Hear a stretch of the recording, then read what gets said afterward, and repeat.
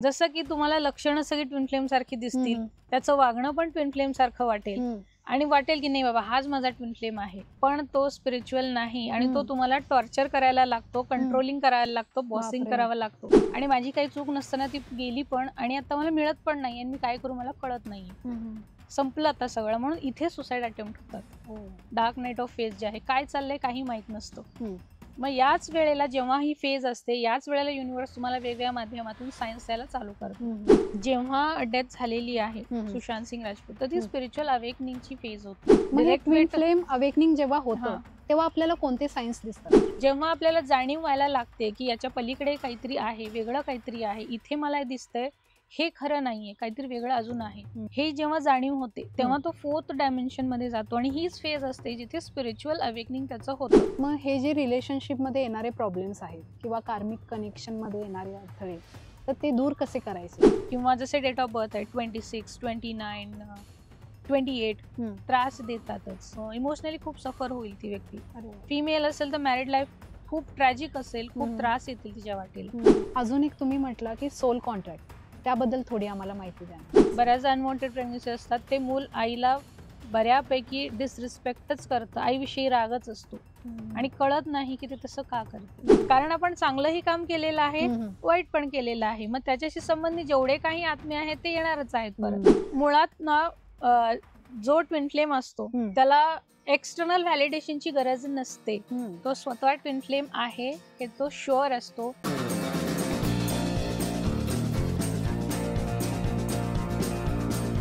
दो जिस्म एक जान हा डायलॉग आपण बऱ्याच वेळा मूवीज मध्ये ऐकतो, पण ही संकल्पना खरंच अस्तित्वात आहे हे जर मी तुम्हाला म्हटले तर ही संकल्पना कोणती आहे? ती म्हणजे ट्विन फ्लेम रिलेशनशिप्स किंवा ट्विन फ्लेम जर्नी. तर हे ट्विन फ्लेम रिलेशनशिप काय असते? आपला लाईफ पार्टनर किंवा सोलमेट ट्विन फ्लेम आहे का? आपण ट्विन फ्लेम जर्नीमध्ये आहोत का? हे कसे ओळखावे? सोलमेट म्हणजे काय? स्पिरिच्युअल अवेकनिंग म्हणजे काय? कार्मिक रिलेशनशिप किंवा कार्मिक कनेक्शन म्हणजे काय? आपल्या नात्यांमध्ये जर अडथळे येत असतील, प्रॉब्लेम येत असतील, तर त्यावर कोणते उपाय आहेत हे आज आपण जाणून घेणार आहोत स्पिरिच्युअल हीलर डॉक्टर ज्योती यांच्याकडून. असेच इन्फॉर्मेटिव्ह व्हिडिओज आम्ही खास तुमच्यासाठी घेऊन येत असतो. त्यामुळे आमचे व्हिडिओज आवडत असतील तर व्हिडिओला लाईक करा, शेअर करा आणि चॅनेलला अजून सबस्क्राईब केले नसेल तर लगेच करा. चला तर मग आजच्या या इंटरेस्टिंग उहापोहची सुरुवात करूया. मॅडम, आमच्या उहापो यूट्यूब चॅनेलवरती तुमचे खूप स्वागत आहे. खूप खूप धन्यवाद. हल्ली नात्यांमध्ये बराच दुरावा येत आहे, तर नाती समजून घेण्यासाठी आज आपण थोडं नात्यांवरती बोलू. तर नाती किती प्रकारचे असतात? ओके, मुळात हा प्रश्न खूप महत्वाचा आहे आणि प्रत्येकाला समजणं खूप गरजेचं आहे, कारण गोंधळ काय होतो की आपल्याला नेमकं आपलं नातं काय आहे किंवा कशा प्रकारचं आहे हे माहित नसतं, म्हणून प्रॉब्लेम सुरू होतात. बरोबर. तर बेसिकली जेव्हा आपण नात्यांचे प्रकार बघायला जातो तर ते 3 प्रकारात मेजरली मोडतात, जसं की कार्मिक, सोलमेट आणि ट्विन फ्लेम. आता कार्मिक म्हणजे काय शब्द बघा, तो कार्मिक असा आहे, तर त्यात कर्म हा शब्द आलेला आहे. आपल्या आयुष्यात प्रत्येक नाती ही आपल्या कर्माने आलेली आहेत, मग ते चांगलं असो, न्यूट्रल असो किंवा वाईट प्रकारचं असो. मग कार्मिक म्हणजे कोण आहेत? आता सुरुवातच याच्यापासून केल्यामुळे ते खूप जणांना रिलेट होईल. कार्मिक म्हणजे अशा सर्व व्यक्ती आपल्या आयुष्यातल्या की ज्यांच्यामुळे आपल्याला त्रास होतो.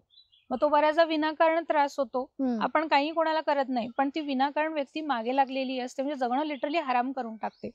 आणि मोस्ट ऑफ द टाइम कार्मिकचं असं होतं की ते कुठल्या तरी अशा पोझिशनला असतात की जिथे आपण त्यांना विरोध पण करू शकत नाही किंवा तो प्रकार जो काही ते करतायत ते थांबवू पण शकत नाही किंवा त्यातून बाहेर पण निघू शकत नाही.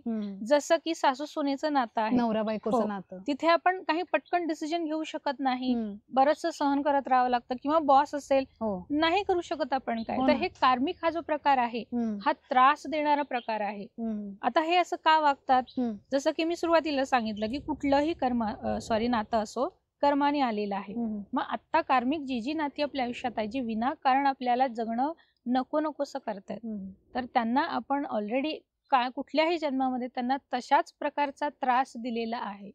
म्हणजे मागच्या जन्मी त्या व्यक्तीने त्रास दिल्यामुळे परत दुसऱ्या जन्मामध्ये ती व्यक्ती आपल्याला त्रास देण्यासाठी परत आलेली आहे.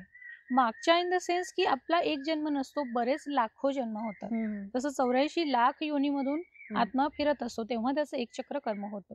मग त्या प्रत्येक जन्मामध्ये तुम्ही कोणाला काही जर त्रास दिलाय, जसं की 84 लाख मध्ये 4 लाख हे मनुष्य जन्म आहेत. मग 4 लाख मध्ये तुमचे जेवढे जन्म झालेत त्या व्यक्तीला, पर्टिक्युलर एखाद्या व्यक्तीला किंवा त्या आत्म्याला तुम्ही काही त्रास दिलेला आहे, तर तो आता तुम्हाला तशाच प्रकारचं वागून परत करतोय. जसं की आपण कर्ज घेतलंय आणि आता EMI भरतोय, आपण ते वसूल करते बँक आपल्याकडून. तशा प्रकारचे म्हणजे कार्मिक नाते. हे सगळे जेवढे काही टॉक्सिक रिलेशनशिप येतात किंवा नार्सिसिस्ट रिलेशनशिप येतात, हे सगळे कार्मिक कॅटेगरीमध्ये येतात, की जिथे माणूस शांततेने नाही जगू शकत, त्याचं जगणं सगळं हराम होऊन जातं. याच्या एक्झॅक्ट अपोजिट हे सोलमेट असतं. सोलमेट म्हणजे काय, तिथे तुम्हाला कम्फर्ट आहे, सपोर्ट मिळतो, प्रेम आहे आणि किती काही झालं तरी ती व्यक्ती तुम्हाला सोडून जात नाही.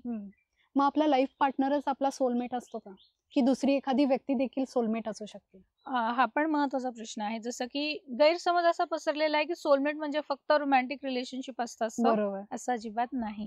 आपले एकापेक्षा अनेक सोलमेट्स असतात आणि सोलमेट्स म्हणजे ज्यांच्यासोबत आपलं चांगल्या प्रकारचं कर्म आहे आणि ती व्यक्ती किंवा तो सोल आता परत आपल्याकडे येतोय, ते आपल्याला परत करण्यासाठी, चांगल्या गोष्टी परत करण्यासाठी. आणि सोलमेट हे किती काही झाले तुम्हाला सोडून जाणार नाहीत, नेहमी सपोर्ट करतील आणि ते स्पिरिच्युअल असतात. तुम्हाला अशी काही उदाहरणं पाहायला मिळालेत का सोलमेट रिलेटेड? जसं की एखादा तुमचा पेट सुद्धा तुमचा सोलमेट असू शकतो, तुमचे टीचर्स असू शकतात, सिबलिंग्स असतात, काही काही फ्रेंड्स बघा तुम्ही अगदी चाइल्डहुड पासून असतात आणि खूप म्हणजे कॉलेज वगैरे होतं, लग्न झालं तरी पण ते सेम तसेच असतात, त्यांना काही फरक पडत नाही. आणि भले किती वर्षांचा दुरावा असो किंवा बरेच वर्ष आपण भेटलो नसतो, फक्त फोनवर काही थोडंफार बोलणं होतं, पण जे प्रेम असतं ते तसंच असतं. हो, थोडंफार जरी भांडण झालं तरी ते तेवढ्या वेळापुरतं असतं, पण असं खूप राग काहीतरी धरून ठेवलाय किंवा काहीतरी सूड बुद्धी आहे, अशा प्रकारचं त्यांच्यामध्ये कधीच होत नाही आणि ते कंटिन्यू होत राहतात. म्हणजे आता या बर्थ मध्ये आहेत, पुन्हा सुद्धा येऊ शकतात. ते म्हणजे आपले बेस्ट फ्रेंड पण आपले सोलमेट असू शकतात. ते तुमची साथ कधी सोडणार नाहीत, तुम्हाला काही त्रास होईल असं वागणार नाहीत, काही सिच्युएशन येऊ सोबत असतील आणि स्पिरिच्युअल असतात. थोडं त्यांचं वागणं जे आहे ते आध्यात्मिक असतं. जो एक क्रूरपणा आहे किंवा अग्रेसिव्ह नेचर जे कार्मिक मध्ये येतं ते इथे नसतं. त्याचे एक्झॅक्ट अपोजिट असतात. कार्मिक सुद्धा एकापेक्षा अनेक असतात, सोलमेट सुद्धा एकापेक्षा अनेक असतात. म्हणजे मल्टिपल सोलमेट असू शकतात, असतातच, आणि मल्टिपल कार्मिक कनेक्शन देखील असतात. हो, ग्रेट. कारण आपण चांगलंही काम केलेलं आहे, वाईट पण केलेलं आहे, मग त्याच्याशी संबंधित जेवढे काही आत्मे आहेत ते येणारच आहेत परत. जसं की आपल्यासाठी दुसरे कार्मिक आणि सोलमेट आहेत, तसंच आपणही कोणासाठी तरी कार्मिक आणि सोलमेट हे असतो. बरोबर. आता राहिला तिसरा प्रश्न जो आहे, तिसरा पार्ट जो आहे ट्विन फ्लेमचा. करेक्ट, त्याबद्दल आम्हाला थोडी माहिती द्या ना. नक्कीच. ट्विन फ्लेम हा खूप रेअर प्रकार आहे रिलेशनशिप मधला आणि पहिल्यांदाच मी म्हणजे सगळ्या प्रेक्षकांना पण सांगू इच्छिते की प्रत्येक जण ट्विन फ्लेम नसतो. कारण खूप जणांचे गैरसमज होतात किंवा मी पण ट्विन फ्लेम आहे का, आणि बऱ्याच जणांना असं फसवलं जातं की बाबा ट्विन फ्लेम आहे, तुम्ही त्याच्यावरती हिलिंग करा, त्याचं हिलिंग करा, त्यासाठी स्कॅनिंग करा. तर हे कितपत योग्य आहे? मुळात ना जो ट्विन फ्लेम असतो त्याला एक्सटर्नल व्हॅलिडेशनची गरज नसते. तो स्वतः ट्विन फ्लेम आहे हे तो शुअर असतो. त्याच्यामध्ये कधीही डाऊट येत नाही की मी खरंच ट्विन फ्लेम आहे का, किंवा माझा ट्विन फ्लेम कोण आहे याबद्दल पण कन्फ्युजन होत नाही, जो खरा ट्विन फ्लेम असतो तो. तर मग आपण ट्विन फ्लेम आहोत हे आपण कसे ओळखावे? जसं मी सांगितलं की जो ट्विन फ्लेम आहे त्याच्या जन्मापासूनच तो वेगळा आहे, त्याच्या आयुष्याची जर्नीच वेगळी सुरू होते. त्याला जन्मापासूनच जसं समजायला लागतं, एक काहीतरी मिसिंग आहे आपल्यामध्ये हे स्ट्रॉंगली त्याला जाणवत राहतं. भले त्याचं लग्न झालेलं असेल, फिनान्शियली स्ट्रॉंग आहे, चांगला जॉब, बिझनेस सेटल सगळं काही आहे, तरीही तो सॅटिस्फाईड नसतो. काहीतरी मिसिंग आहे आणि तो कंटिन्यू शोध घेत राहतो. म्हणजे पूर्णत्व आपल्याला नाहीये असं कुठेतरी वाटणं, जाणवत राहतं स्ट्रॉंगली ते की काहीतरी माझं मिसिंग आहे, आणि पण माहित नसतं की ते नेमकं काय मिसिंग आहे. आणि जेव्हा एक ठराविक फेज येतो स्पिरिच्युअल अवेकनिंगचा, तेव्हा मग त्यानंतर गोष्टी रिअलाइज व्हायला चालू होतात. कारण जेव्हा स्पिरिच्युअल अवेकनिंग सुरू होतं तेव्हाच ऍक्च्युली आपला ट्विन फ्लेम आपल्या समोर येतो, कॉन्टॅक्ट होतो, कुठल्याही माध्यमातून असेल. ट्विन फ्लेम अवेकनिंग जेव्हा होतं तेव्हा आपल्याला कोणते सायन्स दिसतात? मुळात स्पिरिच्युअल अवेकनिंग हे प्रत्येक व्यक्तीचं होणार आहेच. स्पिरिच्युअल अवेकनिंग म्हणजे काय आहे की तुम्हाला मोक्षाकडे जाण्यासाठीचे तुमचे रस्ते ते मोकळे तुम्ही स्वतः करायचे आहेत. आता आपण हे जे जग जगतोय त्याला थर्ड डायमेन्शन म्हटलं जातं. मग इथून आपण जेव्हा आपल्याला जाणीव व्हायला लागते की याच्या पलीकडे काहीतरी आहे, वेगळं काहीतरी आहे, इथे मला दिसतंय हे खरं नाहीये, काहीतरी वेगळं अजून आहे, ही जाणीव जेव्हा व्हायला लागते आणि जे काही रेग्युलर कर्मकांड होत असतात आपल्या आसपास त्याला माणूस विरोध करायला लागतो, नाही हे चुकीचं आहे, हे बरोबर नाही. हे जेव्हा जाणीव होते तेव्हा तो 4th डायमेन्शन मध्ये जातो आणि हीच फेज असते जिथे स्पिरिच्युअल अवेकनिंग त्याचं होतं. ओके. आणि याचा पहिला साईन हा असतो की सकाळी म्हणजे पहाटे 3 ते 5 मध्ये ऑटोमॅटिकली जाग येते. अच्छा. काहीही न करता तुम्हाला जाग येते. हम्म. आणि ते अगदी म्हणजे असं नाही की तुम्हाला गाढ झोपेतून कोणीतरी उठवले असं नाही. अगदी व्यवस्थित अलर्ट जाग असते तुमची. आणि माहित नसतं आणि तिथून झोप तुमची डिस्टर्ब होते. तुमच्या आवडीनिवडी बदलायला लागतात, जेवणाचं शेड्यूल बिघडतं, एक तर वजन वाढतं खूप किंवा मग खूप कमी होतं, हेअरफॉल वाढायला लागतो, पूर्ण हेल्थवर परिणाम होतो. बऱ्याचशा जेवढ्या ऑकल्ट प्रॅक्टिसेस आहेत, मेडिटेशन असेल किंवा इतर टॅरो कार्ड रिडिंग असेल, ट्विन फ्लेमचं म्हणजे तिथून सुरुवातच टॅरो कार्ड पासून होते. तर या सगळ्या गोष्टींमधला इंटरेस्ट वाढायला लागतो किंवा 7 चक्रास काय आहे. मग याचा शोध घेत घेत माणूस तो पूर्ण डिस्कम्फर्ट मध्ये जातो. त्याला आत्ताचं जे नॉर्मल आयुष्य आहे भौतिक जगातलं ते नकोसं वाटायला लागतं. पूर्ण डिस्कम्फर्ट फील करतो की मी नाही, मला इथे राहायचं नाही. पूर्वीचे जे फ्रेंड्स होते ते नकोसे वाटायला लागतात आता. म्हणजे एक प्रकारे अलिप्त होतो. येस. ओके. पण उत्तर माहित नसतं की ते का होतंय. अच्छा.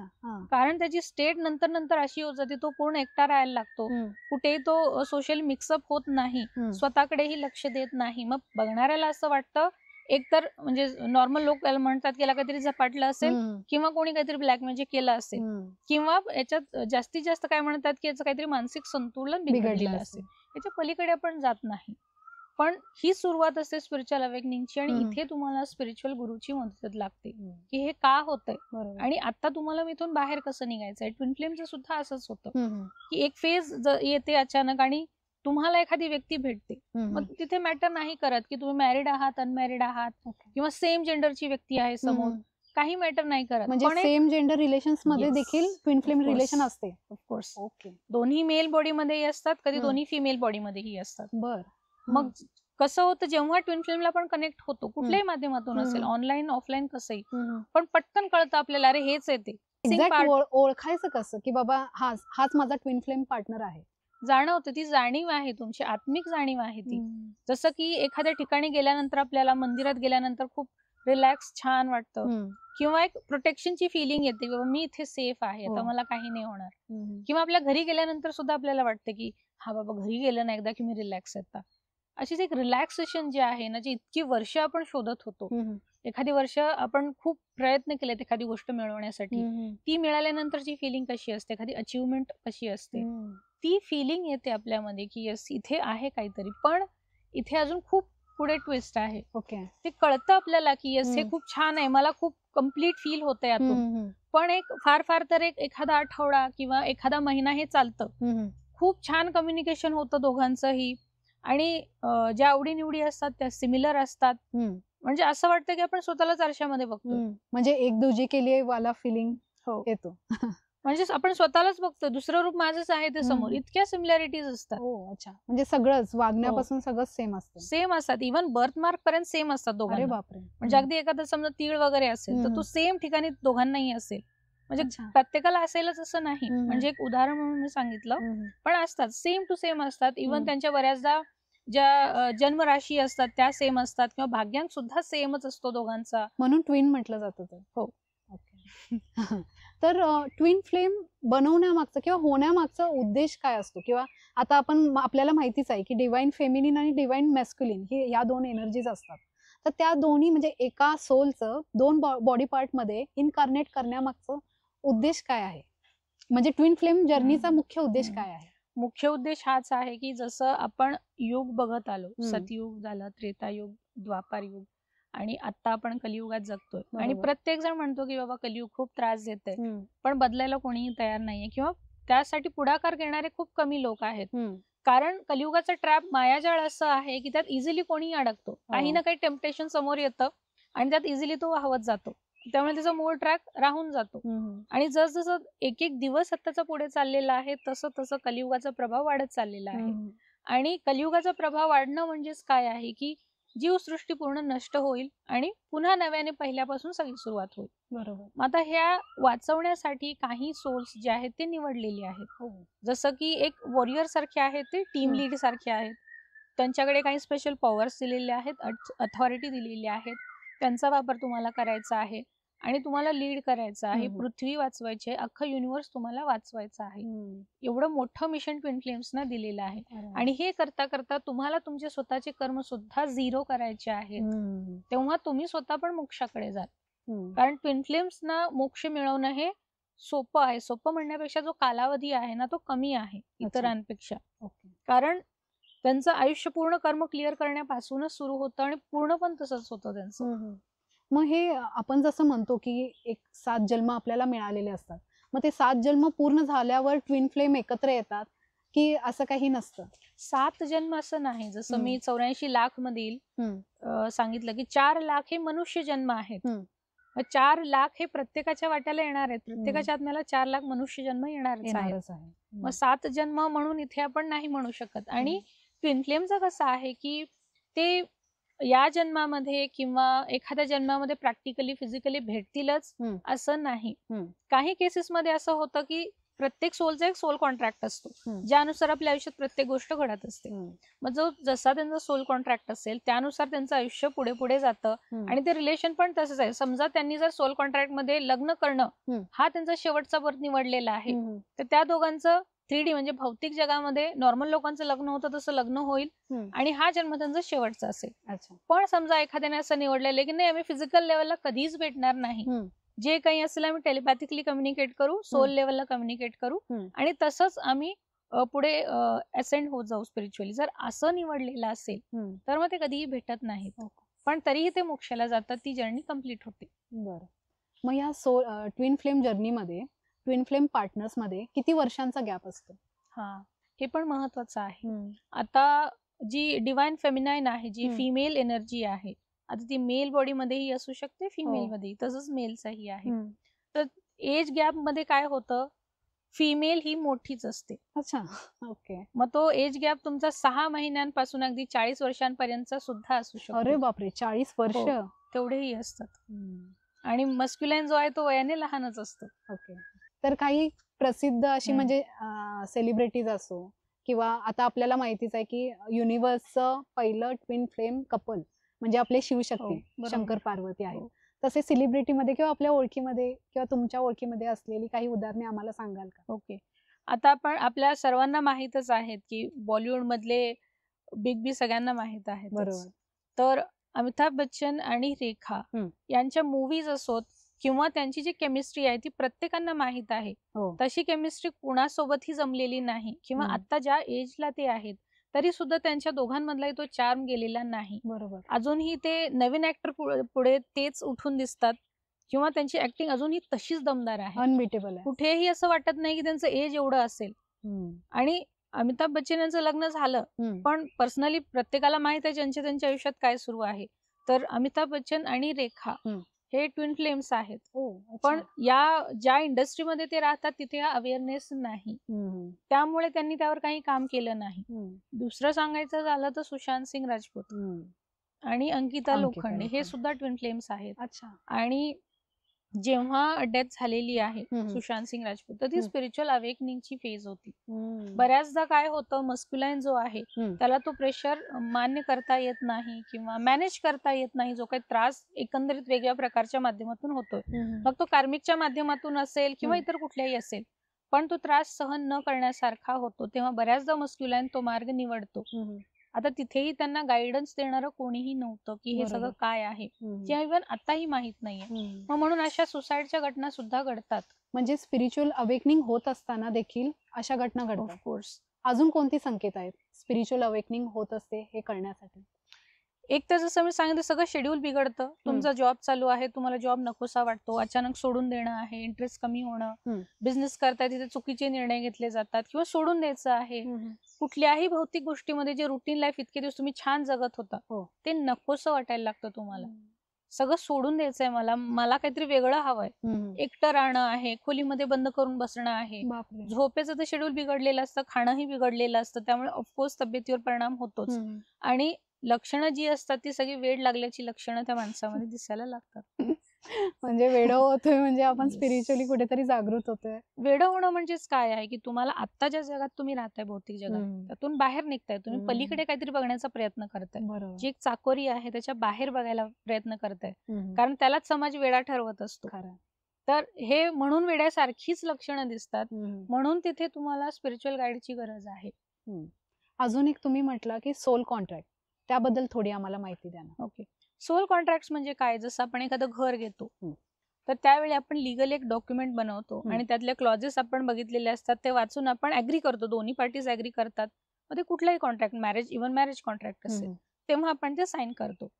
नंतर समजा काही प्रॉब्लेम झाले, हम्म. आपण समोरच्याला दोष किंवा थर्ड पर्सनला दोष नाही देऊ शकत. हम्म. समजा एखादा मॅरेज कॉन्ट्रॅक्ट आपण बनवलेला आहे, हम्म. दोघांच्या कन्सेंटने ते बनवले, साईन केलेलं आहे. बरोबर. मग आपण थर्ड पर्सनला, साक्षीदाराला किंवा आपल्या पेरेंट्सना पण दोषी नाही देऊ शकत हम्म. की माझ्या आयुष्यात असं कसं झालं, माझं लग्न असं कसं झालं, हे हम्म. प्रॉब्लेम का आले, हम्म. कारण आपण स्वतःच्या कन्सेंटने ते साईन केले. ओके. सोल कॉन्ट्रॅक्ट म्हणजे सुद्धा आपल्या प्रत्येक सोलचा एक कॉन्ट्रॅक्ट असतो, हम्म. ज्यामध्ये आपण सगळ्या गोष्टी स्वतःच्या मनाने ठरवलेल्या असतात. हम्म. जसं की माझा जन्म केव्हा होणार आहे, हम्म. कशा प्रकारच्या फॅमिलीमध्ये होणार आहे, हम्म. म्हणजे माझे पेरेंट्स कसे असतील, त्यांचा स्वभाव, फिनान्शियल कंडिशन काय असेल, हम्म. माझं एज्युकेशन कसं होईल, माझं चाइल्डहुड व्यवस्थित असेल किंवा नाही, हम्म. कॉलेज लाईफ माझं असेल का, मी एज्युकेशन घेऊ शकेन का, किंवा किती वयापर्यंत मला एज्युकेशन घ्यायचं आहे, हम्म. मी जॉब करणार आहे का, बिझनेस करणार आहे, लग्न करणार आहे की नाही, माझं हम्म. मॅरिड लाईफ कसं असेल, हम्म. आणि मग या सगळ्यामध्ये माझी स्पिरिच्युअल जर्नी मी काही करणार आहे का, स्पिरिच्युअल ग्रोथसाठी काही करणार आहे का, बरोबर. या सगळ्या गोष्टी आपण प्रत्येक जन्मामध्ये साईन करून खाली आलेलो असतो. हम्म. आणि याचं ज्ञान आपल्याला जोपर्यंत आपण आईच्या गर्भात आहे तोपर्यंत असतं. हम्म. जसं आपण गर्भाच्या बाहेर पडतो, त्या सगळ्या गोष्टींचा विसर पडतो. हम्म. म्हणजे भौतिक जगात आल्यावर या गोष्टींचा विसर विसर पडतो. पडतो. आणि तेही एक कलियुगाचं मायाजाळ आहे, हम्म. जाणीवपूर्वक ते बनवलेलं आहे हम्म. की तुम्हाला विसर पडावा. हम्म. आणि जो काही विसर तुम्हाला पडलाय त्याची पुन्हा तुम्हाला आठवण करून देणं म्हणजे स्पिरिच्युअल अवेकनिंग. ओ ग्रेट. आता तसाच सेम कॉन्सेप्ट स्पिरिच्युअल युनियन आणि फिजिकल युनियन, याबद्दल थोडी माहिती सांगा ना. ओके. जसं की सुरुवातीलाच मी सांगितलं की एक मिसिंगची फिलिंग कायम असते ट्विन फ्लेम्स मध्ये, काय मिसिंग आहे. आणि जेव्हा आपण ट्विन फ्लेमला भेटतो तर त्याला बबल फेज म्हटलं जातं. जो सुरुवातीचा फेज येतो तो खूप छान चाललेला आहे, गुडी गुडी सगळं. बबल फेज संपला, अचानक काहीतरी, जेव्हा टायमिंग संपला तुमचा, जसं टाइम अप सांगितलं, तिथेच तो कॉन्टॅक्ट थांबतो, मस्क्युलाइन पळायला लागतो, कॉन्टॅक्ट बंद करतो, काहीही सांगत नाही तो काय झालंय. अचानक इतका छान बोलणारा व्यक्ती अचानक तुमचा कॉन्टॅक्ट बंद करतो, तुम्ही नकोसे वाटायला लागता, त्याला ब्लॉक करतो सगळीकडे, आणि काही केलं तरी तुम्ही त्याच्यापर्यंत पोहोचू शकत नाही. सगळे प्रयत्न करा, युनिव्हर्स तुम्हाला सपोर्ट करत नाही. तो पळत राहतो तसाच, आणि फेमिनाईन शोधत राहते, कॉन्टॅक्ट होत नाही. शेवटी मग ती एक पुढे जी फेज येते त्याला डार्क नाईट ऑफ सोल म्हटलं जातं. जसं मी आता मगाशी सांगितलं की पूर्ण असे डिप्रेसिव्ह स्टेट मध्ये ती जाते, सगळं संपलेलं आहे, आता काही नाही होऊ शकत. म्हणजे इतकी वर्ष वाट बघितल्यानंतर कुणीतरी एक परफेक्ट व्यक्ती मला मिळाली होती, आणि माझी काही चूक नसताना ती गेली पण, आणि आता मला मिळत पण नाही, आणि मी काय करू मला कळत नाही. संपलं आता सगळं, म्हणून इथे सुसाईड अटेम्प्ट होतात. डार्क नाईट ऑफ फेज जे आहे, काय चाललंय काही माहित नसतं. मग याच वेळेला जेव्हा ही फेज असते, याच वेळेला युनिव्हर्स तुम्हाला वेगवेगळ्या माध्यमातून सायन्स द्यायला चालू करतो. आता जसं सोशल मीडिया आहे, तिथे तुम्हाला ट्विन फ्लेमचा कन्सेप्ट समोर येत जाईल, फोटोज असेल, इमेजेस असतील, व्हिडिओज असतील, अचानक समोर यायला चालू होतात. टारो कार्ड रिडिंग असेल, हे सगळं अचानक यायला लागतं. काही एंजल नंबर्स पण दिसतात. हो, 1111 हा एक बेसिक नंबर आहे, पण तो फक्त ट्विन फ्लेम नाही, जेव्हा तुमचं स्पिरिच्युअल अवेकनिंग होईल, सुरू होईल, तेव्हा पण तो दिसत असतो. मग हे असे वेगवेगळे सायन्स तुम्हाला दिसायला चालू होतात, एंजल्स, किंवा मग हे व्हिडिओ तुम्हाला अट्रॅक्ट करायला चालू करतात. तिथून मग तुम्हाला जाणवायला लागतं की हे काहीच सिमिलर आहे, कुठेतरी मला मॅच होतंय. यातून मग शोध घेत घेत घेत पुढे जेव्हा फिमेल जायला लागते, फेमिनाईन जी आहे, तेव्हा ती कुठेतरी जाऊन शेवटी एखाद्या कुठेतरी टॅरो कार्ड रीडर पर्यंत जाऊन थांबते, आणि तेव्हा कळतं की ट्विन फ्लेम आहे की नाही. पण ही मॅन्डेटरी स्टेप नाही, कारण जो ट्विन फ्लेम असेल त्याला स्वतःला कन्फर्म असतं की मी ट्विन फ्लेम आहे, त्याला एक्सटर्नल व्हॅलिडेशनची गरज नसते. कारण बऱ्याचदा माझ्याकडे केसेस अशा येतात की ज्यांना सांगितलेलं आहे की बाबा तुम्ही ट्विन फ्लेम आहे, आणि ते काहीतरी खोटी आशा घेऊन जगतायत त्या फेमिनाईन, आणि विनाकारण कुणाच्या तरी मागे वाट बघत बसले की बाबा तो येईल म्हणून. किंवा एखादा पार्टनर आपल्याला त्रास देणारा असेल किंवा टॉक्सिक असेल पार्टनर, तरी बाबा एक प्रकारचं अजम्पशन असतं त्यांचं, किंवा एक गैरसमज असतो की चला बाबा हा माझा ट्विन फ्लेम आहे, मला ह्याच्यासोबत कसं पण करून निभावावंच लागेल, किंवा एंड पर्यंत हे आपलं नातं घेऊन जावं लागेल. त्या दृष्टीने ते तसं कंटिन्यू करतात. पण एंड पर्यंत त्यांना तो त्रासच मिळतो ऍट द एंड. आणि मुळात ट्विन फ्लेम जर्नी अशी नाहीच. म्हणजे तुम्ही स्वतःला अगदी सॅक्रिफाईस करा, सगळ्या गोष्टी सॅक्रिफाईस करा किंवा आपली स्वतःची सेल्फ व्हॅल्यू घालवून बसवा, स्वाभिमान घालवून तुम्ही एखाद्यासाठी काय करा, हे ट्विन फ्लेम जर्नी शिकवत नाही. मग ट्विन फ्लेमचं नातं कसं असतं? ट्विन फ्लेमचं कसं आहे की जसं आपण स्वतःला आरशात बघतो, आरसा आपल्याला कधी खोटं दाखवत नाही. तुला इथे पिंपल आलाय ना, तर तो आहे तर आहे. तू मेकअप कर, त्याच्यावर लपव, पण तो आहेच. हे ट्विन फ्लेम असा आहे. हा फॉल्ट तुझ्यात आहे, ही चूक तुझ्यात आहे, हा दोष तुझ्यात आहे, तर तो आहे, तो तुला हील करायचा आहे. आणि जोपर्यंत आपण ते एखादा प्रॉब्लेम हील करत नाही स्वतःमधला, स्वतःतले दोष दूर करत नाही, शॅडो साइड्स आपले क्लिअर करत नाही, तोपर्यंत तो तोच पॉइंट घेऊन ट्रिगर करत बसतो. जसं की फर्स्ट जे होतं ते कम्युनिकेशन बंद होतं. मग तिथे आपण फेमिनाईन जी आहे ती काय विचार करत नाही की हे का झालंय. तिचं म्हणणं हे असतं फक्त की बोलणं बंद झालं, बोलणं का बंद केलं. पण तो पहिला ट्रिगर मस्क्युलाईन तिला हे सांगत असतो की तुझं तुझ्याशी स्वतःशी कम्युनिकेशन तुटलेलं आहे. तू स्वतः काहीतरी तुझ्यामध्ये असा पॉइंट आहे ज्याच्याकडे तू दुर्लक्ष केलेलं आहे, त्याला आधी तू अटेंड कर. म्हणजे इनर वर्क करण्याची गरज आहे. एक्झॅक्टली. मग हे असे प्रत्येक छोटे छोटे पॉइंट, समजा एखादी भीती आहे किंवा एखादी गोष्ट काहीतरी करायची खूप इच्छा आहे पण धाडस होत नाही, तर ती करायची. तोपर्यंत तुम्हाला ती मस्क्युलनची एनर्जी ट्रिगर करत राहते. ते करायचंच आहे. म्हणजे आपल्या कम्फर्ट झोन मधून बाहेर पडून एखादं काम करणं, हेल्दी बाउंड्रीज बनवणं. जसं कोणी तुम्हाला टॉर्चर करते, नाही सहन करायचं. तुम्ही पोलाइटली ते कशा प्रकारे एखाद्या गोष्टीला नो म्हणू शकता. किंवा जसं समजा तुम्ही ऑफिसमध्ये काम करताय आणि तुम्हाला खूप सारं काम विनाकारण थोपवलं जाते, तुम्ही नाही म्हणू शकत नाहीये, तर तिथे तुम्हाला नो म्हणता आलं पाहिजे. एखादी व्यक्ती तुम्हाला जर त्रास देते, तिथेच तिला नो म्हणता आलं पाहिजे. या हेल्दी बाउंड्रीज क्रिएट करता आल्या पाहिजे. बरोबर. अशी आहे ट्विन फ्लेम जर्नी, जी तुम्हाला कुठल्याही प्रकारे स्वतःचा स्वाभिमान गमावू देत नाही. तुम्हाला पूर्णपणे ती इंडिपेंडंट बनवते. आणि याच माध्यमातून तुमची स्पिरिच्युअल ग्रोथ सुद्धा होत जाते. बरोबर. आणि बऱ्याचदा म्हणून ट्विन फ्लेम्सचे स्पिरिच्युअल गुरु बनतात, स्पिरिच्युअल गाईड बनतात, हीलर्स असतात.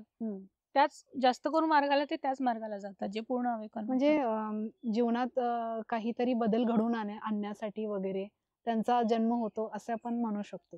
मुळात कसं आहे की इतरांचा जन्म सावरण्यासाठी त्यांचा जन्म आहे. बरोबर. स्वतःचा त्यांचा जन्म काहीच नसतो. म्हणजे जसं चंदन आहे की ते स्वतः झिजून दुसऱ्यासाठी सुवास देणं आहे किंवा भगवंताचे कपाळी लागणं आहे, असं म्हणजे ट्विन फ्लेमचं आयुष्य आहे. जेव्हा डिवाइन फेमिनाईन आपल्या स्वतःवर काम करते, जसं तुम्ही म्हटलं, आणि स्पिरिच्युअली ती ग्रोथ करते, इनर वर्क करते, तर त्यावेळी डिवाइन मॅस्क्युलिनच्या आयुष्यात कोणते बदल घडून येतात? जसं की त्यांना ट्विन सोल्स म्हटलेलं आहे किंवा ट्विन फ्लेम्स. ते एकमेकांना मिरर करतात. जसं मी सांगितलं की आपण स्वतःला आरशात बघतो, तसंच आपला ट्विन फ्लेम आहे. म्हणजे जसं आता आपण गंमत म्हणून जसं AI व्हर्जन बनवतात, मेलचं फिमेल व्हर्जन, फिमेलचं मेल व्हर्जन, ऍक्च्युअल मध्ये ट्विन फ्लेम तसेच असतात. फेमिनाईन जेव्हा स्वतःतले इश्यूज हील करायला चालू करते, फॉर एक्झाम्पल समजा तिला ड्रायव्हिंगची भीती वाटते, करायची इच्छा आहे पण भीती आहे, मग जेव्हा ती सुरुवात करेल, त्या भीतीवर मात करते आणि ती शिकते, तेव्हा मस्क्युलन मध्ये असलेला एखाद्या भीतीचा जो ब्लॉक आहे तो सुद्धा हील होतो. समजा आता इथे मस्क्युलाइन हा खूप उशिरा अवेकन होतो, त्याला वेळ लागतो, त्याला माहित नसतं ट्विन फ्लेम वगैरे काय आहे, तो बिझी असतो त्याच्या मटेरियलिस्टिक लाईफ मध्ये. आणि समजा त्याला राग आलेला आहे एखाद्या गोष्टीचा, तो कोणावर तरी रागावतोय, ती एनर्जी ऑटोमॅटिकली फिमेल मध्ये येते, फेमिनाईन मध्ये येते. ती चिडते इकडे कोणावर तरी काही कारण नसताना. किंवा मग तो जर दुःखी असेल तर बऱ्याचदा फेमिनाईन इकडे रडायला लागते. अरे बापरे. काही माहित नसतं. जसं मूवीज मध्ये ट्विन्स मध्ये दाखवलं जातं, ऍक्च्युअल मध्ये ट्विन फ्लेम मध्ये तशा गोष्टी घडतात. आणि ह्या फक्त त्यांनाच कळतात, बाहेरच्यांना काही दिसत नाही. कारण ती सगळ्या गोष्टी फील करण्याची जर्नी आहे. ती जो त्या जर्नीमध्ये आहे त्यालाच या गोष्टी कळतात आणि तोच रिलेट करू शकतो. बरोबर. आता फॉल्स ट्विन फ्लेम, मी हा कॉन्सेप्ट ऐकलाय, तर तो नेमका काय आहे? जसं की एखादं डुप्लिकेट प्रोडक्ट मार्केटमध्ये येतं, सेम तेच म्हणजे फॉल्स ट्विन फ्लेम आहे. जसं की तुम्हाला लक्षणं सगळी ट्विन फ्लेम सारखी दिसतील, त्याचं वागणं पण ट्विन फ्लेम सारखं वाटेल आणि वाटेल की नाही बाबा हाच माझा ट्विन फ्लेम आहे, पण तो स्पिरिच्युअल नाही आणि तो तुम्हाला टॉर्चर करायला लागतो, कंट्रोलिंग करायला लागतो, बॉसिंग करावा लागतो. फॉल्स ट्विन फ्लेम असा असतो, तुम्हाला पूर्ण तसं दाखवलं जातं की त्याचे सगळं वागणं तसंच आहे, विचार तसे आहेत, पण तो सगळा दिखावा असतो. अच्छा, मग तो कार्मिक कनेक्शन किंवा सोलमेट बनून आपल्या आयुष्यात येतो का? सुरुवातीला काय आहे की तो ट्विन फ्लेम सारखा सेंटर करतो. आपल्याला वाटतं की बाबा हा आपला कम्प्लीट हाच ट्विन फ्लेम आहे, आपलं हम्म. कम्प्लिशन झालं. हो. पण एक काहीतरी फेज येते म्हणजे त्यात तोही काय येतो कारण त्यालाही आपल्याला लेसन्स द्यायचे असतात म्हणून येतो तो पण. तोही त्याचा रोल असतो. जेव्हा तो लेसन कम्प्लीट होतो ना तेव्हा त्याचं खरं रूप बाहेर पडायला लागतं. तो कार्मिक सारखा वागायला लागतो तेव्हा. म्हणून बऱ्याचदा आपण बघतो की बऱ्याच जणांचं म्हणणं असतं की नाही आधी हा नव्हता असा माणूस आणि आता असा का वागायला लागला. तर हे बऱ्याचदा फॉल्स ट्विन फ्लेम हे अशा प्रकारे असतात. मग आपल्या ट्रू ट्विन फ्लेम कडे जाण्यासाठी म्हणून हा फॉल्स ट्विन फ्लेम पहिला आपल्या आयुष्यात येतो का? येतोच असं नाही प्रत्येकाला. हे का असतं सांगते मी तुम्हाला. म्हणजे मुळात ट्विन फ्लेम जर्नी ही सोल जर्नी आहे आणि तुमचं पूर्ण आयुष्य जे आहे ते युनिव्हर्सने कंट्रोल केलेलं असतं. तुमच्या आयुष्यात घडणारी प्रत्येक गोष्ट ही युनिव्हर्सच्या इच्छेने घडते. जर फॉल्स ट्विन फ्लेम जर तुमच्या आयुष्यात येतो तर तुम्ही तिथे समजा तुमचा लेसन लर्न केला मग तो आधी येईल किंवा जर्नी सुरू झाल्यानंतर पण येईल. बरोबर. तुम्ही लेसन लर्न केला तो पुन्हा येणार नाही. पण समजा तुम्ही जर तो लेसन लर्न करत नाही युनिव्हर्स तुम्हाला एकापेक्षा जास्त फॉल्स ट्विन फ्लेम सुद्धा पाठवत राहतो आणि तेव्हा मग कन्फ्युजन होतं. अरे हे 2 जण आहेत 3 जण आहेत नक्की माझा ट्विन फ्लेम कोण आहे हे असं होऊ शकतं तेव्हा. मग हे आता प्रत्येक ट्विन फ्लेम वर आहे की तो आपले लेसन कसे लर्न करतो, सायन्स कशा प्रकारे ओळखतो आणि स्वतःवर कशा प्रकारे काम करतो. मग हे जे रिलेशनशिप मध्ये येणारे प्रॉब्लेम्स आहेत किंवा कार्मिक कनेक्शन मध्ये येणारे अडथळे तर ते दूर कसे करायचे त्यासाठी काही सोल्युशन आहे का? बरेच ऑप्शन्स आहेत त्याच्यासाठी. एक तर सगळ्यात आधी हे मान्य करणं गरजेचं आहे की एखादी व्यक्ती मला जर विनाकारण आत्ता त्रास देते तर माझ्या कर्मामुळेच ती आलेली आहे. हा एक्सेप्टन्स आधी येणं गरजेचं आहे कारण एक्सेप्टन्स येत नाही खूप जणांमध्ये. बऱ्याच जणांचं म्हणणं हे असतं की बाबा मी काहीच नाही केलेलं, मी असं वागलेलंच नाही असंच म्हणणं असतं, तरी हा मला त्रास देतो. मग मुळात हा एक्सेप्टन्स येणं आधी गरजेचं आहे. कारण एखादी गोष्ट जर आपण मान्य करतो तेव्हाच त्यावर काही हालचाल करू शकतो. जसं की एखादा आजार मला झालाय हे आपण आधी मान्य केलं तरच आपण त्यावर उपचार करू शकतो. पण जर मला काही झालंच नाही आपण जर म्हणत बसलं तर मग त्यावर जो काही उपचार करणं गरजेचं आहे तो करता येणार नाही. तर कार्मिक जेवढे काही रिलेशन्स असतील म्हणजे कुठल्याही प्रकारातले, आत्ताची असोत, तुमचे चाइल्डहुडचे असोत किंवा पास्ट लाईफ मधले असोत, तर जेवढे काही कार्मिक रिलेशनशिप आहेत ते हील करण्यासाठी खूप छोटीशी प्रेयर आहे ज्याला होपोनोपोनो प्रेयर म्हटलं जातं. आणि ती प्रेयर मी माझ्या युट्यूब चॅनलवर वेगवेगळ्या प्रकारे दिलेली आहे. म्हणजे मराठीमध्ये आहे, हिंदीमध्ये आहे. तर ती होपोनोपोनो प्रेयर आपल्याला एक एक त्या नात्यांसाठी करत राहावी लागते. म्हणजे प्रत्येक नात्यासाठी वेगळ्या आहेत. हो. आणि ती फिलिंग आतून आली पाहिजे, ती समज आली पाहिजे की हे माझंच आहे, माझ्या चुकीमुळे हे झालेलं आहे आणि या व्यक्तीमुळे आता माझं कर्म क्लिअर होते, कर्माचं बॅगेज क्लिअर होते म्हणजे आपण मोक्षाकडे पुढे पुढे चाललोय. तरी जाणीवपूर्ण येणं गरजेचं आहे. त्या प्रेयरने 100% फरक पडतोच. समजा तुमची व्यक्ती किती त्रास देत असेल, तुम्ही जर इकडे प्रेयर चालू केली त्याच्या वागण्यात बदल होतो, ती व्यक्ती शांत होते. त्या व्यक्तीलाही कळत नाही की काय झालंय, मला त्या व्यक्तीचा राग काय येत नाही. आणि ही प्रेयर तुम्हाला काही त्याच्या समोर जाऊन म्हणायची आहे असं काहीही नाही. तुम्हाला जेव्हा तुमचा कम्फर्ट वेळ आहे त्या वेळेमध्ये तुम्हाला ती प्रेयर करायची असेल. खूप सोपी प्रेयर आहे. एखाद्याने वाईट कर्म केले असेल आणि त्याला त्या गोष्टीचा पश्चाताप असेल तर त्यासाठी काही आपण करू शकतो का? तर इथे होपोनोपोनो प्रेयर करणं गरजेचं आहे. होपोनोपोनो प्रेयर म्हणजे काय की आपण केलेल्या कर्माला एक्सेप्ट करणं आहे. आता जी व्यक्ती त्रास देते तिच्याविषयी आपण इतके दिवस वाईट बोलत होतो, वाईट विचार करत होतो, ते थांबवणं आणि एक न्यूट्रल भाव मध्ये येणं, याच्यासाठी ती प्रेयर आहे.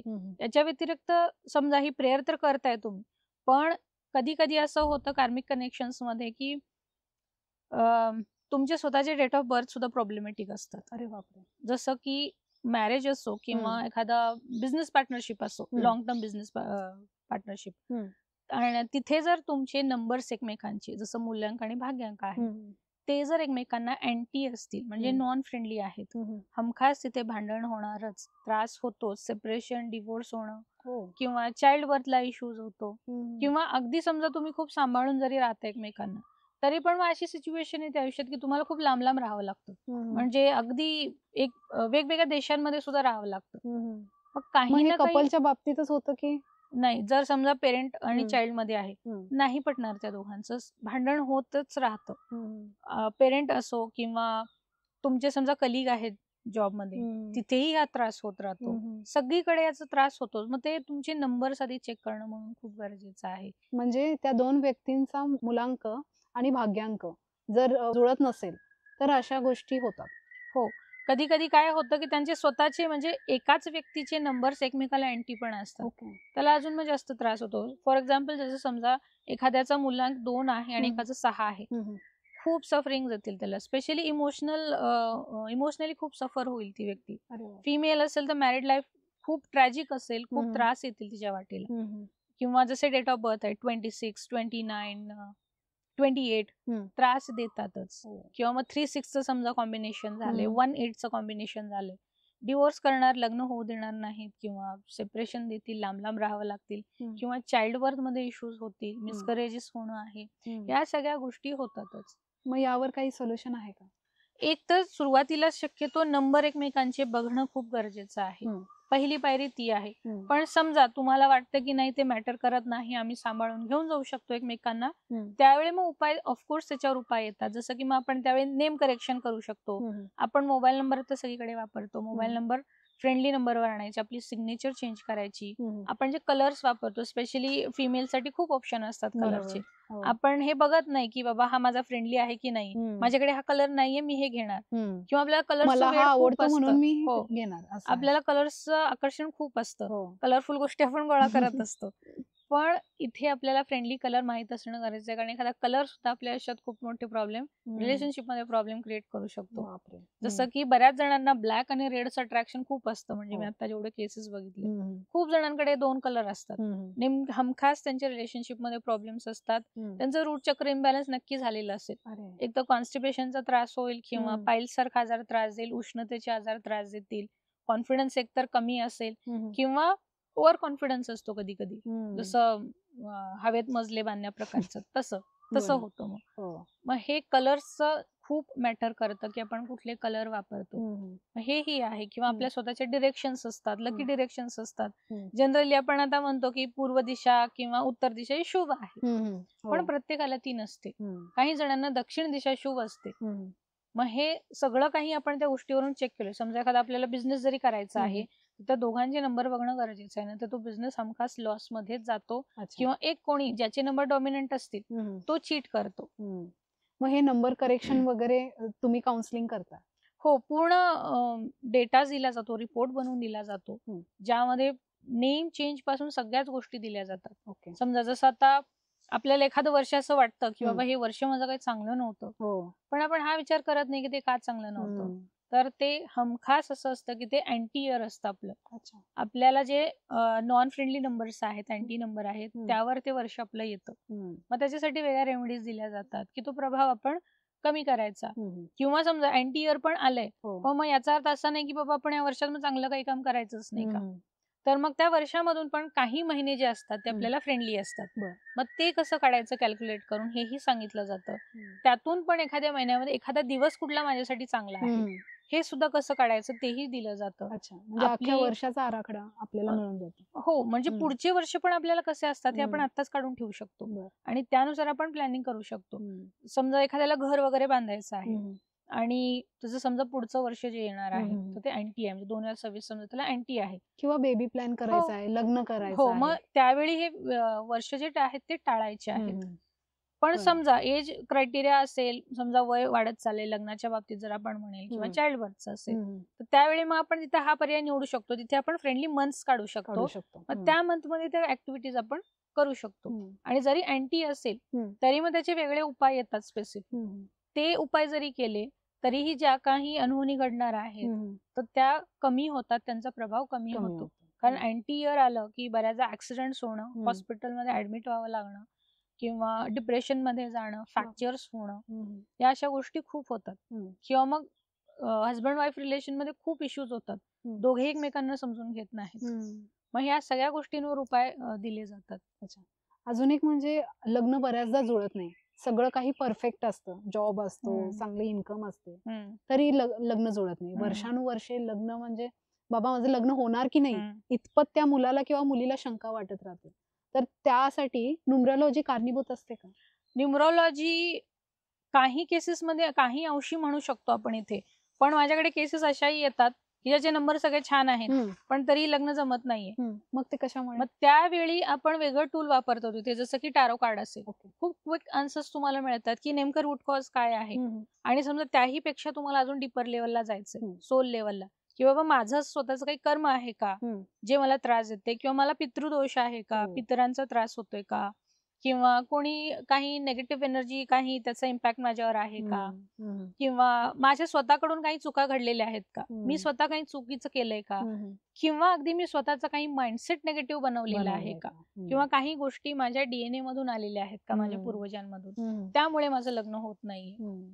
या सगळ्या गोष्टी जर आपल्याला डीपर लेवलला बघायच्या असतील तर मग आपण आकाशिक रेकॉर्ड्स ओपन करतो आणि मग हे सगळे प्रश्न आकाशिक मास्टर कडून जाणून घेतो. अच्छा, त्याबद्दल थोडं सांगाल का? ओके, जसं आपण मगाशी सोल कॉन्ट्रॅक्ट बद्दल प्रश्न विचारला होता, तर बेसिकली आकाशिक रेकॉर्ड्स हे सोल कॉन्ट्रॅक्ट चेक करणं यासाठीच असतं. जसं की आता समजा आपण लग्नाचा पॉइंट घेतला की लग्न का जमत नाही, काही प्रॉब्लेम नसताना, मग आपण आकाशिक रेकॉर्ड ज्याचे ओपन करणार त्याची परमिशन घेतो. आपण विदाउट परमिशन कोणाचे रेकॉर्ड ऍक्सेस करू शकत नाही, कारण तो कर्माचा एक सेन्सिटिव्ह डेटा आहे. जसं डेटा सेंटर असतो तिथे प्रत्येकाला एंट्री नसते, तसंच एक डेटा सेंटर म्हणू शकतो आपण. आणि तिथे आपल्या सोलचे सगळे रेकॉर्ड मेंटेन ठेवलेले आहेत. जेवढे आपले जन्म झालेत, प्रत्येक जन्मामध्ये आपण काय काय केले, प्रत्येक ऍक्टिव्हिटी, इव्हन आता जे हे आपण डिस्कस करतोय हे सुद्धा तिथे रेकॉर्ड होतं. जर आपण नंतर आकाशिक रेकॉर्ड ओपन केले तर हेही आपल्याला तिथे दिसतं. तसं प्रत्येक डेटा तिथे सेव्ह असतो. मग आता आपल्याला फक्त लग्नाविषयी बघायचं असेल तर आपण आकाशिक मास्टरना, आणि प्रत्येकाचे वेगळे आकाशिक मास्टर असतात, म्हणजे ते रेकॉर्ड कीपर्स आहेत, त्यांच्या अथॉरिटीकडे रेकॉर्ड्स आहेत. त्यांना आपण हेच प्रश्न फक्त विचारणार की लग्न होत नाहीये, मग काय नेमका प्रॉब्लेम आहे, काय झालेलं आहे, आणि यावर उपाय काय करता येतील. मग त्यानुसार आपल्याला आकाशिक रेकॉर्ड मधून मास्टर्स आपल्याला उत्तरं देतात, उपाय सुद्धा तेच सांगतात, सोल्युशन सुद्धा तेच देतात. म्हणजे प्रत्येक प्रॉब्लेम वरती आपल्याला सोल्युशन मिळते. फक्त ते आपण आकाशिक रेकॉर्ड्सनी बघू शकतो. आकाशिक रेकॉर्ड आहे, टॅरो रिडिंग दोन्ही आहे. तुम्हाला जर डीपर लेवलला जायचं असेल अजून खूप, तर आकाशिक रिडिंग घेऊ शकता. किंवा असं पण होतं ना की बऱ्याचदा आपल्याला वाटतं की बाबा मागच्या जन्मी मी काही वाईट कर्म केलंय का, की त्यामुळे मला या जन्मी इतका त्रास होत आहे, इतकी मला संकटे येत आहेत आयुष्यात. जसं की काही जणांचे रिलेशनचे खूप इश्यूज येतात की प्रत्येक जण मला चीट करतो, फसवून जातो, हे का होतंय, किंवा कंटिन्युअसली कोणाचे मिसकरेजेस होत असतात, किंवा काहीतरी हेल्थ इश्यू खूप त्रास देत असतो, रिपोर्ट्स मध्ये तर काहीच येत नाही, अशा केसेस मध्ये आपण जातो. किंवा काही जमिनीचे अडकलेले व्यवहार असतात, काही केल्या ते सुटत नाही, तशा केसेस आपण आकाशिक मध्ये जातो. नाहीतर असं नाही की खूप छोट्या छोट्या गोष्टींसाठी आपण आकाशिक रेकॉर्ड कडे जातो, असं नाही. कारण टॅरो कार्ड्स मधून पण आपल्याला खूप छान माहिती मिळते. कुठलीही म्हणजे एक अनरिझॉल्व्ड मिस्ट्री जरी तुम्ही घेतला तरी ती कार्ड्सच्या माध्यमातून खूप अॅक्युरेटली समोर येते. जसं की माझ्याकडे एक केस आता आठवलं ते सांगते मी. म्हणजे त्यांनी त्यांच्या बहिणीसाठी म्हणून रिडिंग घेतलं होतं, आणि बहिणीचं लग्न झालं होतं, आणि बहिणीच्या सासरकडून यांना सांगण्यात आलं की घरातले पैसे दागिने वगैरे तिने घेतलं आणि ती निघून गेली. म्हणून माहित नाही कुठे गेली, तिचं काय झालं. त्यांनी शोधाशोध केली, मोबाईल नंबर पण ट्राय केला, पण मोबाईल बंद आहे, लागत नाहीये. आसपास विचारणा केली, कोणाला काहीही माहित नाही तिचं काय झालं. मग नेमकं हे काय झालं त्यांना विचारायचं होतं, आणि या घटनेला 2 वर्ष होऊन गेली होती. मग मी त्यांना विचारलं, तुम्ही पोलीस कंप्लेंट दिली होती का, त्यांच्याकडून काही आलेलं आहे का. तर त्यांनी सांगितलं नाही, पोलिसांना काहीही मिळालेलं नाही. म्हणजे ती कुठे गेली किंवा तिचं काय झालं काहीच माहित नाही, त्यांनी सोडून दिली ती केस तशीच. जेव्हा मी रिडिंग केली टॅरो कार्डच्या माध्यमातून तेव्हा मला लक्षात आलं की तिच्या बहिणीला खूप त्रास दिला जात होता, घरी छळ केला जात होता, पैसे असतील किंवा इतर काही माहेरून तिला आणण्यासाठी, या सगळ्या गोष्टींसाठी खूप त्रास दिला जात होता, टॉर्चर केलं जायचं. आणि या सगळ्यामध्ये एक दिवस लिटरली त्यांनी मारलं तिला. बापरे. म्हणजे खून केला तिचा, आणि तिच्या डेड बॉडीची विल्हेवाट लावली त्यांनी. पेटीमध्ये वगैरे बंद केलं आणि गाडून टाकलं ते खोल अशा पाण्याच्या ठिकाणी. एक तर पाण्याच्या ठिकाणी ते ओझं बांधून टाकलं होतं, किंवा खूप खोल जमिनीखाली गाडलेलं होतं. त्यामुळे डेड बॉडी किंवा इतर काही एव्हिडन्सेस सुद्धा पोलिसांना काहीच मिळाले नाही. आणि ही माहिती मग मला टॅरो कार्ड्स मधून मिळाली होती. आणि मग तेव्हा नंतर मला त्यांनी सांगितलं, आधी काही सांगितलं नव्हतं. नंतर मला म्हणाले की आम्हाला हाच डाऊट होता, त्यांनी हे असंच केलं असावं म्हणून, आणि रिडिंग मधून हेच आलेलं आहे. कारण मला काहीच माहित नव्हतं आधी, कारण येणारी व्यक्ती पण अनोळखी असते माझ्यासाठी. बरोबर. त्यामुळे कार्ड्सच्या माध्यमातून पण अशा खूप अनरिझॉल्व्ड मिस्ट्रीज आपण जाणून घेऊ शकतो. कधी कधी अशाही गोष्टी आपण जाणून घेऊ शकतो ज्या आपल्या स्वतःबद्दलच्या स्वतःलाही माहित माहिती नाही. नसतं. म्हणजे माझे मेंटल ब्लॉकेज काय आहे, किंवा माझी प्रगती मी का थांबवलेली हो, आहे, बरोबर. अशी काय गोष्ट आहे, माझी ग्रोथ का होत नाही, हम्म. किंवा मला काय करणं गरजेचं आहे, किंवा एक पर्टिक्युलर माझं नेचर जे आहे ते तसं का आहे, ते कुठून आलेलं आहे. किंवा माझ्या लाईफचा पर्पज काय आहे, हो, पर्पज विचारू किंवा बाबा शकतो. माझं करिअर कुठे आहे, म्हणजे कशामध्ये आहे. किंवा कारण ग्रोथ करिअर मला ब्लॉकेज कशी, पण भरपूर करिअर जणांना ग्रोथ असतात. मला कशी करायची आहे, हम्म. किंवा मी जॉब आता चेंज करू की नको, हो. किंवा आता जी अपॉर्च्युनिटी आलेली आहे ती हम्म. घेऊ की नको, हम्म. किंवा समजा एखाद्याला फॉरेन कंट्रीज मध्ये जायचं हम्म. आहे, त्या केसेस मध्ये चेक करू शकतो. मग हम्म. तिथे ब्लॉकेज कळतात की बाबा आपल्याला काय करणं गरजेचं आहे, बरं. अपॉर्च्युनिटी आहे की नाही, किंवा ते एक म्हणजे फ्रुटफुल राहील की नाही हेही कळतं. मग जर आहे तर मग ती संधी तुम्हाला मिळण्यासाठी काय ब्लॉकेज आहे ते दूर कसे करायचे हेही आपण मग पुढे बघू शकतो. मग त्याच्यासाठी परत मग हिलिंग घेणं आहे, किंवा न्यूमरोलॉजीचा वापर करणं आहे, क्रिस्टल्स दिले जातात. अच्छा. आणि ऑफकोर्स ते वर्कआउट होतं सगळं. रिझल्ट त्याचा कसा आहे? एक आता आठवलं ते मी सांगते. एक बँक मध्ये मुलगी होती जॉबसाठी, हम्म. आणि मी जनरली जात नाही बँक मध्ये वगैरे, ऑनलाईन काम करत असते. पण माहित नाही त्या बँकचं त्यावेळी काय झालं होतं, त्यांचं म्हणणं होतं की तुम्हाला यावंच लागेल बँकमध्ये. मग त्यासाठी म्हणून मी माझे केवायसी घेऊन गेले होते, आणि तेव्हा मला तिथे बँक मधली एम्प्लॉई एक होती, तिच्याशी बोलणं झालं, आणि तिने त्या हातातली क्रिस्टल माझ्या बघून तिने मला विचारलं, आणि तिने स्वतःच सांगितलं की नाही माझं लग्न होत नाहीये. आणि सुंदर होती मुलगी दिसायला, ऑफकोर्स चांगल्या बँक मध्ये आहे, त्यामुळे एज्युकेशन आहे, सगळं काही आहे. बरोबर. मग तिला मी सजेस्ट केलं होतं न्यूमरोलॉजी आणि टारो दोन्हीचं. त्यानुसार मग तिला नेम करेक्शन वगैरे करून दिले, सगळे क्रिस्टल सजेस्ट केले, आणि बाकी उपाय तिला दिले होते. ते मुलीचं लग्न झालं ते चेंजेस केल्यानंतर. किंवा मग असे अडकलेले जे होते ना, त्या बऱ्याच केसेस निकाली लागतात. तुमच्या 1 आठवड्याच्या स्टुडंट स्पेशल हिलिंग बद्दल आम्हाला थोडी माहिती द्या. ओके. याला मी हिलिंग ऐवजी ना थोडासा काही वेगळा शब्द म्हणजे मला सुचला नाही ऍक्च्युली, पण मी ते एक्सप्लेन करेन आता. म्हणजे नॉर्मल हिलिंग असं नाही. हिलिंग आणि त्यामध्ये एक प्रकारचा शक्तिपात सुद्धा दिला जातो. जसं की जेव्हा एखादे गुरु असतात, शिष्याला दीक्षा देतात, शक्तिपात देतात, तशा प्रकारचा शक्तिपात यामध्ये विद्यार्थ्याला दिला जातो. तो कशाच्या स्वरूपात असतो? मंत्रांच्या? हिलिंग आणि अट्युनमेंट ती दोन्ही एकत्रच दिली जाते त्याला. मग इथे विद्यार्थ्याचं वय काहीही असो, म्हणजे अगदी छोटा फर्स्ट स्टँडर्डचा असो, किंवा अगदी UPSC MPSC करणाराही असो, प्रत्येकासाठी ते म्हणजे उपयोगी आहे. म्हणजे फक्त अभ्यास असं नाही, किंवा पुस्तकी अभ्यास असं नाही, त्याचं पूर्ण नेचर असेल, आई वडिलांची वागणं असेल, भावंडांची वागणं असेल, किंवा समाजामध्ये त्याची वागणूक कशी असली पाहिजे, किंवा एखादी परिस्थिती कशी हाताळता आली पाहिजे, डिसिजन मेकिंग कसं घेता आलं पाहिजे. जसं की आता टीनेज मध्ये असताना मुलं शरीरात बरेचसे चेंजेस होत असतात, त्यामुळे बऱ्याचदा ट्रॅक चुकतात, किंवा चुकीच्या गोष्टींकडे अट्रॅक्ट होतात. चूक काय बरोबर काय त्यांना कळत नसतं त्यावेळेला. आणि या वयामध्ये आई वडिलांशी म्हणून बऱ्याचदा वाद होतात मुलांचे.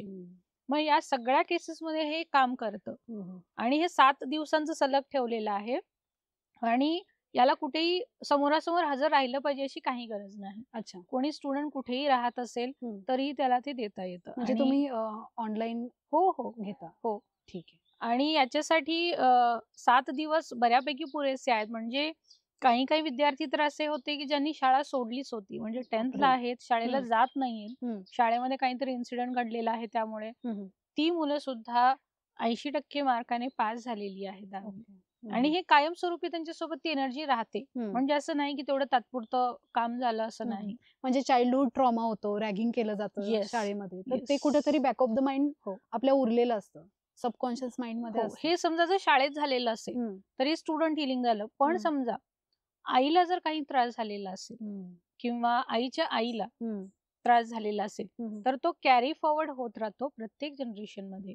जसं की समजा आता माझ्याकडे खूप केसेस येतात लहान मुलांचे, जसं की 4 वर्षाचा आहे, कोणी 5 वर्षाचा आहे, हार्डली 5 वर्षाच्या आतलेच असतात, आणि आईची कंप्लेंट ही असते की मला खूप त्रास देतो.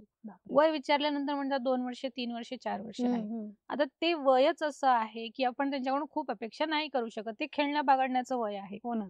पण काहीतरी गोष्टी अशा असतात त्या मुलांमध्ये, एक विचित्र प्रकारच्या, कुठेतरी हट्टीपणा असतो, आई वडिलांना मारणं आहे, किंवा नावाने बोलावणं. अगदी म्हणजे मुलं 15-16 वर्षाची आहेत, आई वडिलांना नावाने बोलावतात, त्यांना रिस्पेक्ट देत नाहीत, आईचा राग करतात, आणि आईला प्रश्न हा पडतो की म्हणजे मी काय केलंय, म्हणजे एवढा जन्म दिला, एवढे त्रास सोसलेले आहेत, लहानाचं मोठं केलं, माझ्याविषयी राग का. याची मुळे जी आहेत ती वूम ट्रॉमा मध्ये मिळतात. म्हणजे आपल्याकडे जसं गर्भसंस्कार हा जो प्रकार आहे त्याच्या पलीकडे आपण जाऊन जरा थोडंसं बघितलं, आपण ठीक आहे इथे संस्कार करतो ठीक आहे, पण आईचा जन्म होण्यापासून आईने पण जे काही त्रास सहन केलेत किंवा आईच्या आईने जे काही त्रास सहन केलेले आहेत ते सगळे आलेले असतात मुलामध्ये. अच्छा, म्हणजे गर्भसंस्कार जसे चांगले संस्कार येतात तसे वाईट कुठे दुःखात्मक जे येस, संस्कार समजा असतात. आई जर मेंटल स्ट्रेस मध्ये आहे, तिला कोणी मारहाण करतंय किंवा तिचं म्हणणं कोणी ऐकून घेत नाही किंवा तिची व्यवस्थित काळजी घेतली गेलेली नाही, तिला काही करायचं होतं करू दिलेलं नाही, अशा सगळ्या केसेसमध्ये किंवा ती खूप धावपळ करते, कुटुंबाची जबाबदारी आहे किंवा तिला समजा या सगळ्यामध्ये काही हेल्थ इश्यूज झाले किंवा प्रेग्नन्सी नकोच होती आणि त्या केसमध्ये जर ती प्रेग्नेंट आहे किंवा बऱ्याच अनवॉन्टेड प्रेग्नन्सी असतात, ते मूल आईला बऱ्यापैकी डिसरिस्पेक्टच करतं, आईविषयी रागच असतो आणि कळत नाही की ते तसं का करते. मग ते जेव्हा आपण या सगळ्या गोष्टी चेक करतो तेव्हा कळतं. म्हणजे मी एक स्टुडंट हिलिंग घेतलं होतं, त्यामध्ये मी त्यांना विचारलं होतं की ही प्लॅन्ड प्रेग्नन्सी होती काय होतं. त्यांनी सांगितलं की त्यांनी कॉपर्टी लावली होती पण तरी सुद्धा ती प्रेग्नंट झाली आणि मुलाचा जन्म झाला. मग त्या मुलाच्या डोक्यामध्ये रागच बसला होता की म्हणजे एक नकोशी असणारी जी फिलिंग आहे ती मुलामध्ये तयार होते. मी एवढा नकोस आहे का यांना, ती फिलिंग घेऊनच ते मूल जन्माला येतं आणि यातून मग वेगवेगळे मुलांचे जे आहेत वेगवेगळे स्वभाव बनतात. हट्टी होणं, हेकेकर होणं, ऐकायचं नाही, तोडफोड करणं आहे, खूप अग्रेशन आहे, या सगळ्या गोष्टी येतात मुलांमध्ये आणि याचा रूट कॉज बूम ट्रॉमा मध्ये असतो. मग अशा केसेस मध्ये आपण फक्त मुलांना हील करून नाही चालत, आईला आधी हील करावं लागतं, मग ते मूल ऑटोमॅटिकली हील होतं. अच्छा, पण समजा ती जर फिमेल असेल म्हणजे मुलगी आहे त्या केसमध्ये लवकर होईल, पण समजा जर मुलगा असेल तर मुलगा आणि आई दोघांना पण हिलिंग द्यावं लागेल, कारण ते प्रॉब्लेम मुलाचे नाहीत, आईकडून आलेले आहेत. त्यामुळे इथे दोघांना करावं लागतं. आणि आता समजा एखादी मुलगी स्वतःच जर हिलिंग करेल तर ती आपल्यासोबत तिची आई आजी या सगळ्यांचं हिलिंग ऑटोमॅटिकली होतं आणि मग मुलीने जर आता तर केलं तर पुढची जनरेशन ऑटोमॅटिकली ते ट्रॉमा घेऊन जन्माला येत नाही. आता आपण बघतो जसं की तुम्ही आता सांगितलं, आई वडिलांचं आणि मुलाचं नातं सरळ नसतं किंवा पटत नसतं. तसंच मुले खूप अशी हट्टी असतात किंवा एखादी मुलं डिप्रेशन मध्ये जातात. तर अशा केसमध्ये कोणत्या थेरपीज आहेत? एक तर सगळ्यात आधी अशा वेळेला जन्मतारीख मी आधी मागून घेते त्यांची, कारण सगळ्यात आधी तिथे पटकन कळतं. समजा त्याच्या डेट ऑफ बर्थ मध्ये कुठे ना कुठे 7 जर रुलिंग नंबर असेल तर ऑफकोर्स या गोष्टी होणार, तो डिप्रेसिव्ह स्टेटला इझिली जातो. एक तर 7 असेल किंवा 2 त्याच्या चार्ट मध्ये खूप जास्त वेळेला आहे. रुलिंग नंबर म्हणजे मॅडम? रुलिंग म्हणजे जसं की मूलांक असेल किंवा भाग्यांक असेल, यातला जर 7 आहे आणि 7 खूप वेळा त्याच्या चार्ट मध्ये आलेला आहे, जसं पत्रिकेचा चार्ट असतो तसंच न्यूमरोलॉजीचा चार्ट बनवला जातो.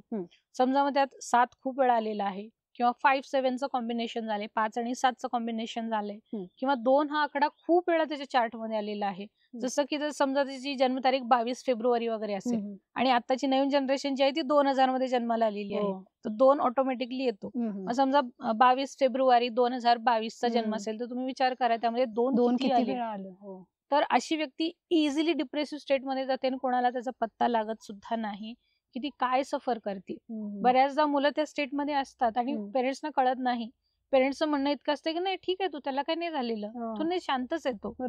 पण असं कॉम्बिनेशन असेल तर त्यांच्याकडे लक्ष देणं खूप गरजेचं असतं. इझिली ते डिप्रेसिव्ह स्टेट मध्ये जातात आणि कधी कधी म्हणून मग सुसाईड अटेम्प्ट कडेही जातात.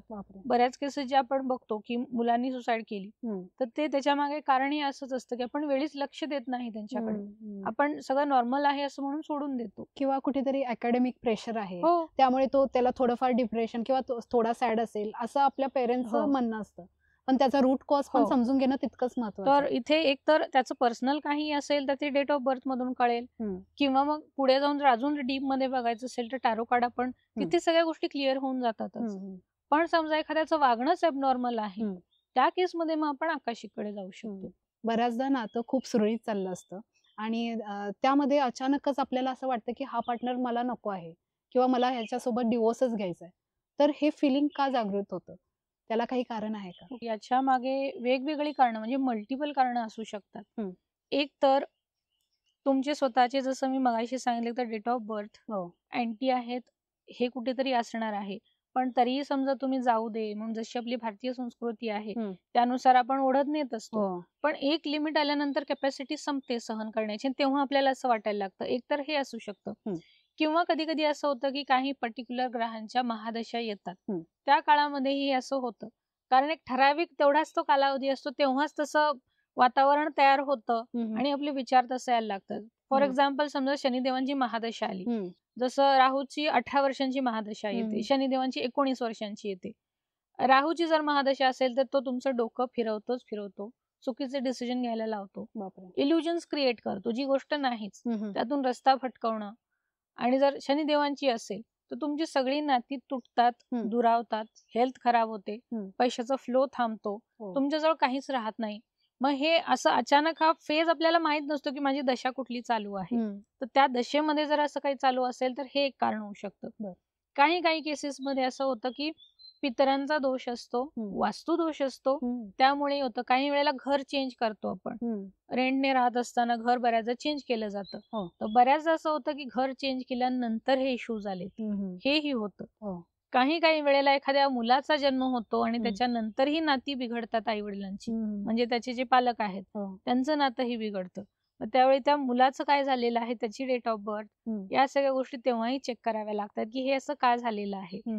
याच्याशिवाय जर हे यातलं कुठलं नाही तर मग तुम्हाला पर्याय हाच असतो की तुम्ही एकतर आकाशिक रेकॉर्ड रिडिंग मध्ये जाऊन चेक करणं की इतके दिवस व्यवस्थित सुरळीत असताना आता अचानक काय झालं. म्हणजे हे कार्मिक आहे की काही नेगेटिव्ह इम्पॅक्ट आहे, ब्लॅक मॅजिक किंवा इतर असं काही आहे, तेही मग आपल्याला चेक करावं लागतं. तर ही अशी मल्टिपल कारणं असू शकतात की सगळं सुरळीत चालू होतं आणि अचानक काहीतरी झालंय, त्यामागे ही कारणं असू शकतात. किंवा मगाशी जसं आपण ट्विन फ्लेम बद्दल बोललो, समजा फेमिनाईनची जर ट्विन फ्लेम जर्नी सुरू झाली असेल तर तेव्हाही ही सिच्युएशन येते. आता हल्ली एक्स्ट्रा मॅरिटल अफेअरचं प्रमाण देखील खूप वाढलं आहे, तर त्याचे कारण काय आहे? ओके, कारण हेच आहे की माणूस वास्तविकतेपासून लांब पडायला लागलेला आहे.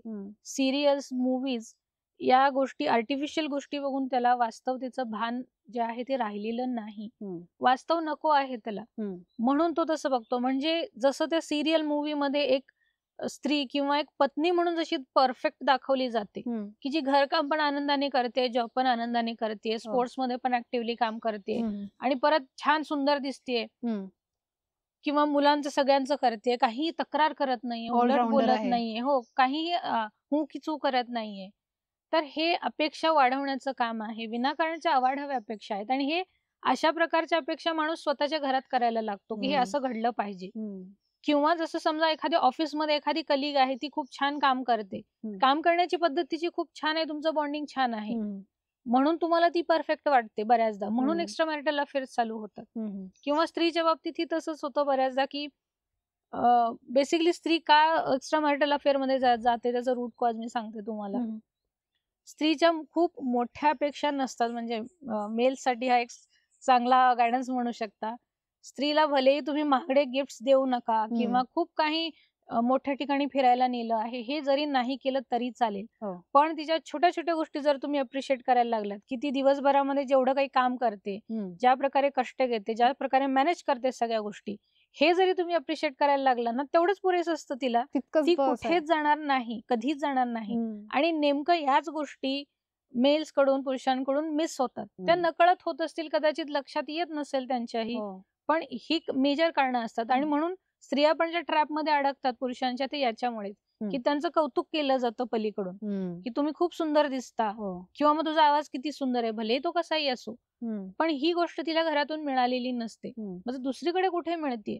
म्हणजे जे पार्टनर कडून अपेक्षित असतं ते दुसरीकडून मिळाल्यामुळं ते कुठेतरी एक प्रकारे अट्रॅक्शन. आणि खूप छोट्या गोष्टी आहेत, त्याच्यासाठी काही पैसे लागणार नाहीयेत, काहीच लागणार नसतं आपल्याला. इव्हन मेल्सचं पण तसंच होतं, पुरुषांचं असतं की बायको खूप किरकिर करते, हे त्यांचं म्हणणं असतं की घरी गेलं की खूप वटवट करणं आहे, मला काही शांत बसू देत नाही, दिवसभर ऑफिस मधला त्रास, येताना ट्रॅफिकचा त्रास, आणि घरी आल्यानंतर हिचा त्रास, मुलांचा त्रास. मग इथे काय होतं की तिला ते शेअर करायला कोणी उरलेलं नसतं की तिने सांगायचं कोणाला. समजा हाऊसवाईफ आहे, तिचं जग तेवढंच मर्यादित आहे, तिला शेअर करायला कोणी नाही. आणि त्या केसमध्ये समजा दुसरा कोणी पुरुष तिला ऑनलाईनच्या माध्यमातून कुठे भेटला, ऑफकोर्स ती तिकडे जाणार आहे. आणि मग तिचं जेव्हा दुर्लक्ष याच्याकडे होईल, ते याला सुखावणारं असतं कुठेतरी की हा बाबा आता सध्या किरकिर बंद आहे, मला काही सांगत नाहीये किंवा काही विचारत नाहीये, पण पुढे जाऊन ही परिस्थिती बिघडते खूप. त्यामुळे दोघांनाही ते समजून घेणं गरजेचं आहे. डिवोर्स पर्यंत जाण्याआधी नेमका प्रॉब्लेम आहे का हे आधी समजून घेणं गरजेचं म्हणजे आणि छोटंसंच असतं बऱ्याचदा, काही मेजर नसतं की माझं ऐकून घेत नाही किंवा ही खूप किरकिर करते. हेच प्रश्न असतात काउन्सिलिंगसाठी पण माझ्याकडे जेव्हा येतात. हेच असतं, दुसरं काही नसतं. किंवा आधीचं काहीतरी रिलेशन असतं, ते लग्नापर्यंत थांबलेलं असतं, पण अचानक कुठून तरी येतं, कोणीतरी परत येतं, परत त्यांच्याशी कॉन्टॅक्ट चालू होतो. आणि स्त्रियांच्या बाबतीत मी खूप जास्त बघितलेलं आहे. आता राग येईल कदाचित माझा या बोलण्याचा स्त्रियांना, नाही पण हो, कारण केसेस येतात तशा. कारण त्याचं कारण पण मी सांगितलं की का होतं. त्यांना छोट्या छोट्या गोष्टी हव्या असतात, त्या मिळत नाहीत आणि तेव्हा त्यांना चूज करता येत नाही की मला काय चूज करणं गरजेचं आहे. हे टेम्पररी गोष्ट महत्वाची आहे की माझा आत्ताचा नवरा माझ्यासाठी महत्वाचा आहे. बरोबर. लॅमाफेरा ही एक प्रोसेस आपल्याला ऐकून माहिती आहे, तर ती आपल्या आयुष्यात कशी उपयोगी ठरते? ओके. लामाफेराबद्दल खरं तर जनजागृती होणं खूप गरजेचं आहे. कारण लामाफेरा हिलिंगला ही वर्ल्ड फास्टेस्ट हिलिंग मोडॅलिटी म्हणून ओळखलं जातं आणि जगभरामध्येही हिलिंग मोडॅलिटी वापरली जाते. असं नाही की ऑफकोर्स रेकी सुद्धा सर्वज्ञात आहे किंवा ती वापरली जाते, पण ती वर्ल्ड फास्टेस्ट हिलिंग मोडॅलिटी आपण म्हणत नाही. पण ही जगभर वापरली जाते आणि स्पेशली ब्लॅक मॅजिक रिमूव्हल साठी म्हणून लामाफेरा हिलिंग जगभर वापरली जाते. आणि ती हिलिंग जो कालावधी आहे तो खूप कमी असतो. म्हणजे एक सेशन साठी तुम्हाला 15 मिनिटं पुरेशी असतात. आणि त्याचा हिलिंग किट वापरावा लागतो. जो हिलर आहे त्याच्यासाठी तो किट वापरून ते हिलिंग करावं लागतं आणि त्याचे रिझल्ट फास्ट येतात. आणि ते हिलिंग तुम्ही कोणालाही देऊ शकता. म्हणजे अगदी छोट्या बाळापासून तुम्ही कुठल्याही वयाच्या, अगदी वयस्कर असतील अशा सगळ्यांना देऊ शकता. जर रिलेशनशिपचे इश्यू, जसं आता आपण मॅरिटल इश्यूज किंवा डिवोर्स बद्दल बोललो, त्या केसेस मध्येही आपण त्या दोघांचे फोटो लागतात हिलिंगसाठी, तर ते हिलिंगचं रिलेशनशिप हिलिंग करू शकतो. स्टुडंट हिलिंग आहे, एखाद्याला समजा फॉरेन ट्रॅव्हल करायचंय, करिअर ग्रोथ हवी आहे, प्रमोशन हवं आहे, त्याच्यासाठी करू शकतो. एखाद्याची जमीन विकली जात नाहीये किंवा घराला भाडे करू मिळत नाहीये, अशा सगळ्या म्हणजे वास्तू, माणूस आणि आपल्या घरातले पेट्स, अशा सगळ्यांना आपण त्या हिलिंगच्या माध्यमातून हील करू शकतो. इतकी पॉवरफुल ती मोडॅलिटी आहे. मग ती इथे ऑफलाईन घेता की तुम्ही रेकी प्रमाणे दुसऱ्या जागी समजा ती व्यक्ती असेल तर त्याचं हिलिंग तिथून देखील होऊ शकतं? ऑफकोर्स डिस्टन्स हिलिंग लामाफेराचं सुद्धा होतं. फोटोग्राफ लागतो, पूर्ण फोटोग्राफ लागतो आणि त्या फोटोग्राफच्या माध्यमातून मग हिलिंग केलं जातं. ऑनलाईनही होतं, ऑफलाईन दोन्ही होतं. आणि ऑफलाईन क्लासेस कधी असतात? ऑफलाईन आणि ऑनलाईन दोन्हीही आहेत. आणि आता बुकिंग ओपन आहेत लामाफेराचे आणि ते मराठीतून लामाफेरा आय थिंक म्हणजे खूप बोटावर मोजण्या इतपतच असतील. तर त्याचे बुकिंग आहेत. ऑनलाईन आणि ऑफलाईन या दोन्ही प्रकारे हिलिंग होतं आणि कोर्सेस पण असतात. आणि आता त्याचे लकीली बुकिंग पण सुरू आहेत जुलै महिन्यामध्ये. तर ज्यांना शिकण्याची इच्छा आहे, कारण हे हिलिंग आपण स्वतःलाही देऊ शकतो आणि इतरांना पण देऊ शकतो, तर ज्यांना शिकण्याची इच्छा आहे तर नक्कीच ते कोर्स जॉईन करू शकतात. तुम्हाला देखील लामाफेराची प्रोसेस शिकायची असेल तर त्याच्या डिटेल्स मी डिस्क्रिप्शन मध्ये देईन, तुम्ही नक्की चेकआउट करा. मॅडम, आज मला खरं तर पर्सनली खूप मजा आली. खूप नवीन गोष्टी मला कळल्या आणि आमच्या प्रेक्षकांना देखील होपफुली कळल्या असतील. आणि मॅडम, थँक्यू सो मच. इतकं छान, इतकं डिटेलमध्ये आम्हाला या विषयांबद्दल तुम्ही सविस्तर माहिती दिली. खूप खूप धन्यवाद. धन्यवाद मॅडम. तुम्हाला आजचा व्हिडिओ कसा वाटला हे आम्हाला कमेंट सेक्शनमध्ये नक्की सांगा. व्हिडिओ आवडला असेल तर व्हिडिओला लाईक करा, शेअर करा आणि चॅनेलला अजून सबस्क्राईब केले नसेल तर ते लवकर करा. धन्यवाद.